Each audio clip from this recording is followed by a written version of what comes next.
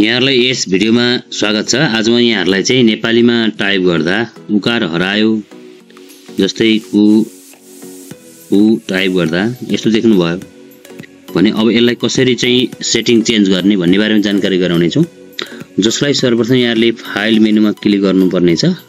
यहाँले अन्तिमको अप्सनमा क्लिक गर्नु होला।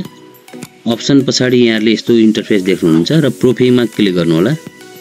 त्यसपछि प्रुफिङ पछाडी अटो करेक्ट अप्सन र यहाँ भएका अप्सन मध्ये यहाँले यो म्याथ अटो करेक्ट भन्ने अप्सनहरु मध्ये auto format as you type मा क्लिक गर्नु होला र त्यहाँ चाहिँ straight quotes with smart quotes भन्नेमा चेक बक्समा टिक लागेको छ। यसलाई हटाइदिनु भयो भने र अन्तिममा ओके मा क्लिक गरी फेरि ओके मै क्लिक गर्नुभयो भने अब टाइप गर्दा तपाईहरुले यस्तो देख्नु सक्नुहुनेछ। मलाई आशा छ यहाँले यस भिडियो हेरेर चाहिँ केही सिक्नुभयो भन्ने विश्वास लिएको छु।